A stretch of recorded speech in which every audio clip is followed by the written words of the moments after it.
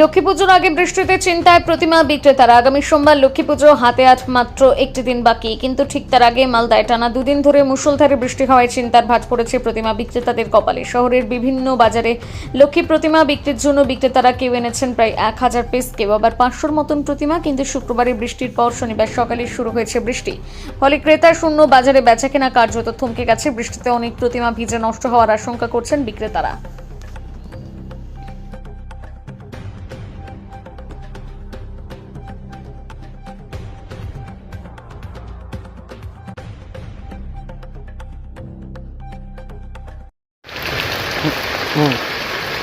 দুদিন ধরে বৃষ্টি পড়ছে, হ্যাঁ, প্রচুর মাল উঠিয়েছে, সোমবারে আছে কোনো লক্ষ্মী পূজা, প্রচুর মাল উঠে এখন কী করবো মাথায় চিন্তা করছে, ব্যাগে কিনা নেই, মানে কী করা যাবে।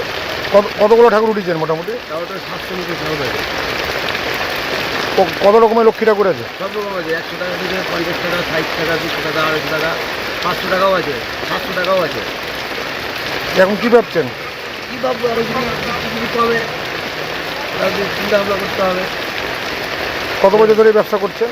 10-12 বছর ধরে ব্যবসা করছি। কি মনে হচ্ছে বৃষ্টি কমবে? বৃষ্টিতে কমার সমস্যা নাই, মাথায় হাত পড়ে বৃষ্টি করা যাবে এখন, করার কিছু নাই। আপনার নাম? শ্যামল কি? নাই, ওই কি অবস্থা? সকাল থেকে প্রচণ্ড বৃষ্টি। কি বিক্রি করছেন? লক্ষ্মী ঠাকুর। কতটা মাল তুলেছেন? মাল 300 পিস। কি বেচাকেনা হচ্ছে? বেচা কিনা খুব কম। কেন? এই যে বৃষ্টির জন্য। দুদিন পর তো লক্ষ্মী পূজা, কি ভাবছেন? কী করবো আমরা দেখছি কী করা যায়। কেমন দাম লক্ষ্মীর? লক্ষ্মীর দাম আছে 100 টাকাতে শুরু আছে, যত টাকা নিতে পারে। কোন কোন লক্ষ্মী আছে এখানে? লক্ষ্মী আছে, লক্ষ্মীনারায়ণ আছে, আর সব ঠাকুর আছে লক্ষ্মী ঠাকুর। কি মনে হচ্ছে বেচাকেনা হবে? বেচা কিনা তো চান্স কমই আছে স্যার। কত টাকার মাল উঠেছেন মোটামুটি? মোটামুটি এই ধরে রাখেন 300 পিসে 60-70 হাজার টাকা।